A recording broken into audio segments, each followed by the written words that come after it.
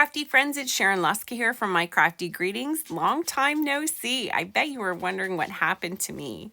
I ended up with the dread COVID. And it knocked me on my derriere, and I've had a struggle getting back on track since then. But I wanted to show you this video of some of the secrets that we use as YouTube crafters that makes a difference in our finished products that you maybe don't know about. And one of them is color choice. When I'm doing my cards, I audition a lot of colors just to put the right mood and the right sentiment together when I'm actually making these cards so that they convey what I want to show you. Sometimes when colors are fairly close, you'll see that they do work, but other times if you don't have something in your stash, you may need to ink blend or do a little bit of modification so that you can get exactly the project finished look that you're looking for. And you can see here how these little things change so much what the finished product looks like, because I do want something Halloween-y and not too kind of kitschy or anything like that.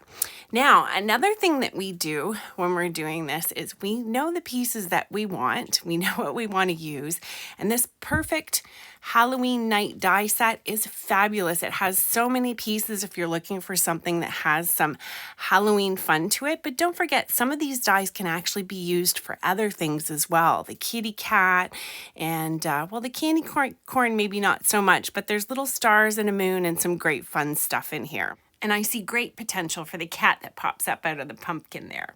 Now the vertical striped ghost cover plate, it's an A7 and it cuts all these yummy pieces. It also comes with these adorable little ghosts, which I think are fantastic. And the hat does come separate for the one little ghost there, if you wanted a tiny little hat for something. But one of my favorite things is it gives you a frame and a label shape and then this gorgeous background plate. So one of the things I do is I pre-plan my assembly. I know what's going to go where, and if I'm not sure, I look it up on YouTube, just like you guys do. I often have to go to my other crafter friends and see what they've done with theirs, because maybe they've caught something that I didn't see. Now I tape my little dies together and I use that to keep my little tiny pieces so that I can keep track of them. And sometimes the first time I put them down, I don't know exactly where they go. So I need to check that out too. I also like to use the little tip that Sabrina uses, where she uses the pin from her glue to actually pick up some of her tiny pieces and pop them into place. How convenient is that?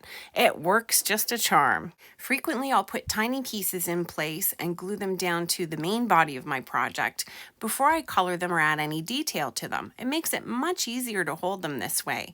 And I also do make sure that I fuss with my alignment so that things go together perfectly. Because once it's glued, it's too late, and there's nothing worse than finding out your detail piece hasn't quite gone together perfectly.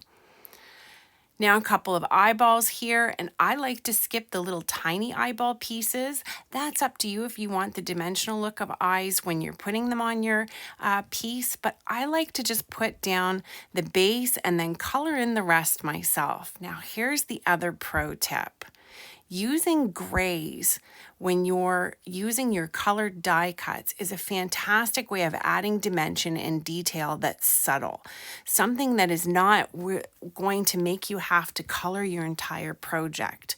The other thing you can do too is use colors that are in the color family of the base piece that you're going to be using. So a yellow is already part of an orange, and it's going to be able to add different levels of detail to whatever it is that you're working on.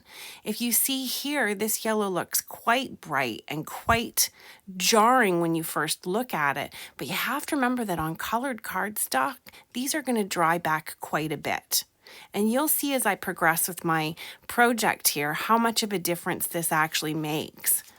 Now, when I'm coloring in these details and adding the little bit of shadowing, you can see immediately how much dimension is added to this, from something that's very flat and plain looking to something that's almost starting to pop out of the page. And I'm not done yet. I can go to a little bit darker yellow and add just a tiny bit more detail in the areas where I really find that it needs some more shadow work and some more interest added to make this really pop. Adding color little bit by little bit and allowing it to dry in between so you can see how far you've made it is similar to when you're cooking and adding a tiny bit more salt each time until you've got the level perfect.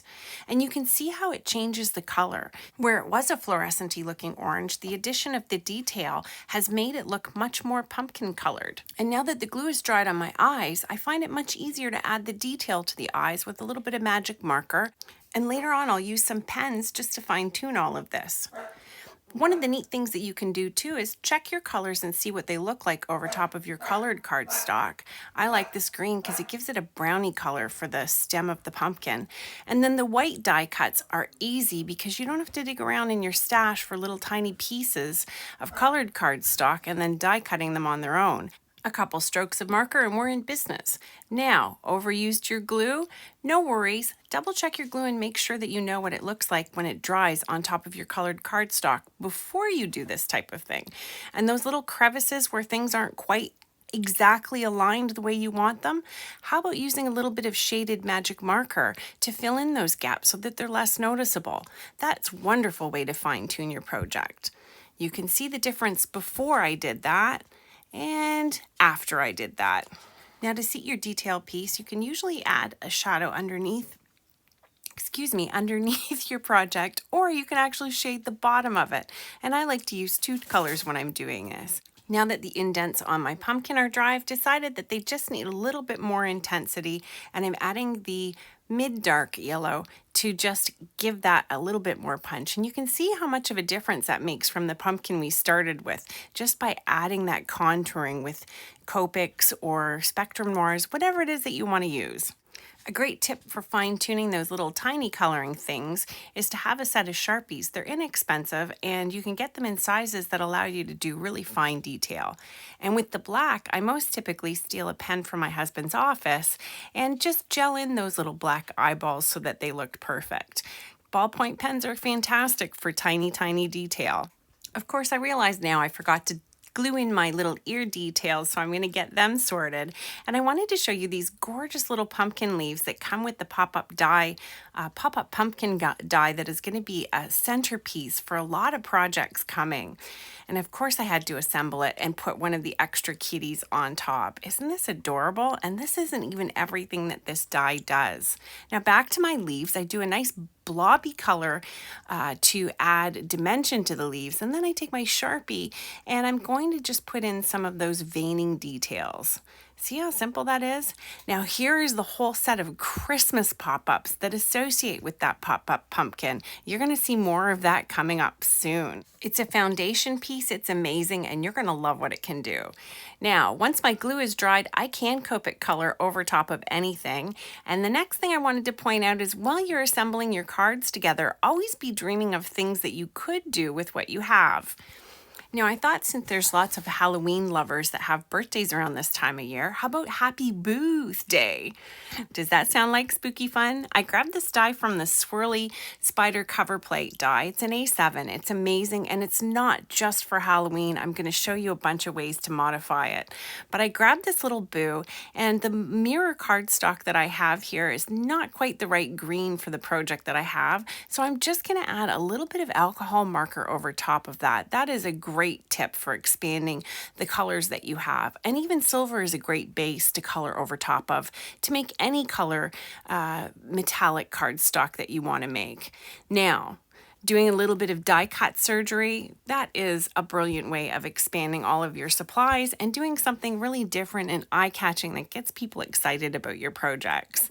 Now, you know my little trick of using Tombow Mono Multi on the backs of my really skinny die cuts, and I over blooped my glue, so I'm just going to use my pieces to take the extra off.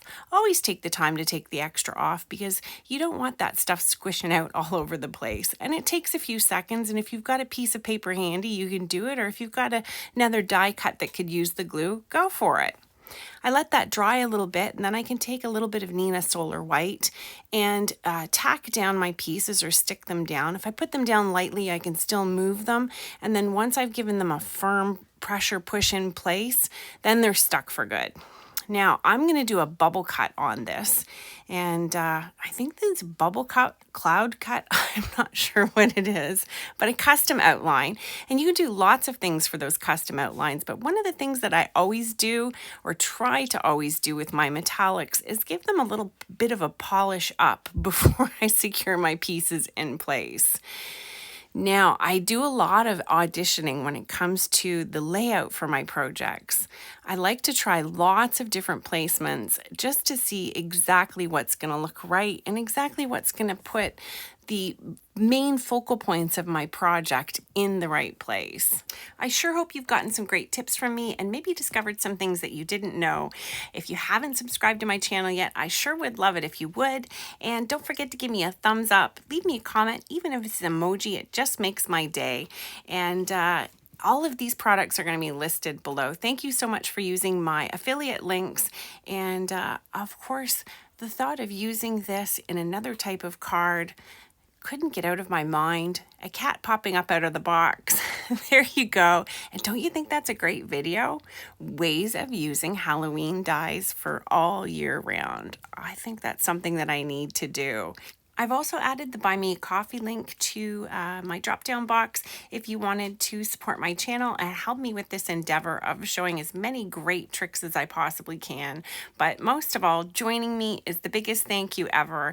And I hope that you enjoyed today. Thank you so much for being here for me, and thank you for being patient while I recovered enough to be able to come back on and show you some crafty goodness. I missed you all, and I'm so happy to be back. Have an awesome day, and hopefully you get some time in the craft room. Thanks. Bye.